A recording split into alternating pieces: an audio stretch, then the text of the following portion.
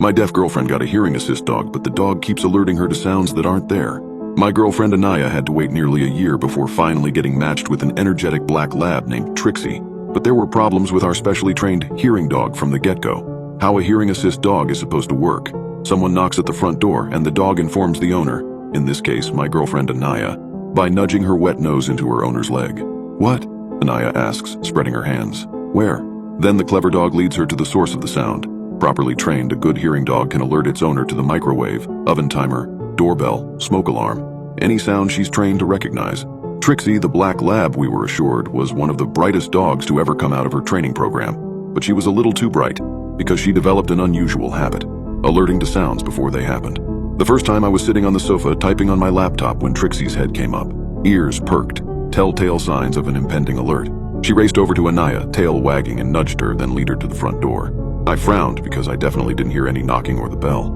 Anaya dutifully looked out the peephole and then turned to Trixie and scolded, "No!" She walked back to me and sighed.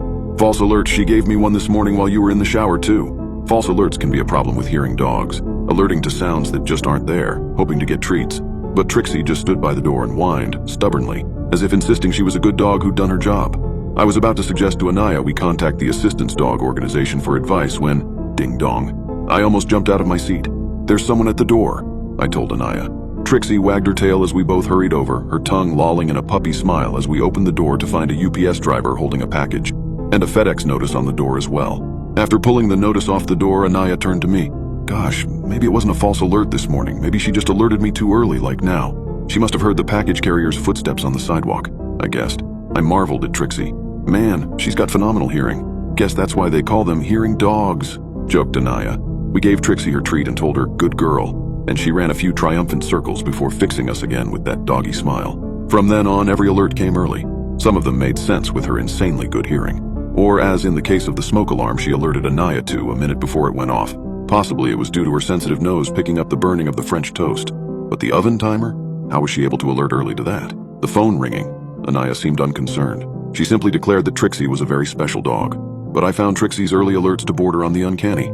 It was as if she was hearing the sounds before they happened. And then came yesterday. Anaya was called into a work meeting, and since her boss has severe allergies to dogs, she left Trixie at home with me. I was sitting at the table on my laptop working on some reports when I felt a wet nose nudge my leg. I got up to ask Trixie what the sound was. Even though I'm not deaf, it's still a good idea to give Trixie the consistent practice.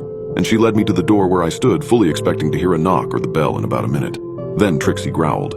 For context, I'd never heard her growl before. She makes lots of sounds. Whimpers, yips, and funny moans like she's talking. But she's a very good-natured pup and doesn't have a vicious bone in her body. Yet now, she stood tense, head down and tail lowered, the hackles along her back raised, lips curled to show sharp teeth. She continued to stare straight at the door as if it weren't there and she could see right through it. And suddenly it struck me that whatever made her growl like that would be here at the door in seconds. Panic hit me. I snatched Trixie by the collar and dragged her with me into our hidden closet under the staircase, the one we call our Harry Potter closet. I whispered to Trixie, "Lie down and quiet."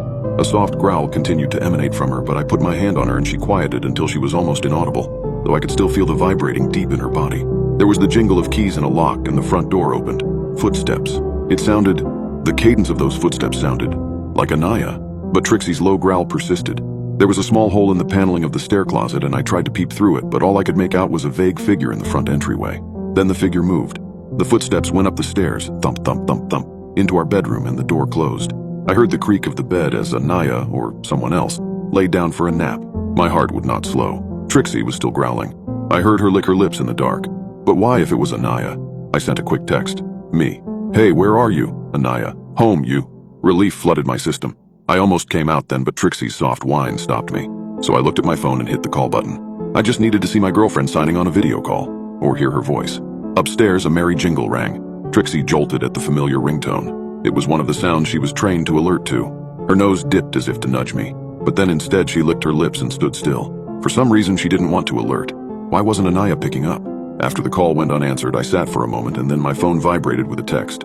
Anaya. "Hey, Anaya, where are you?" I remained still, heart hammering, trying to decide what to do, when suddenly Trixie lunged past me, slamming into the panel door and bursting out from under the staircase. "Hey!" I hissed, darting after her.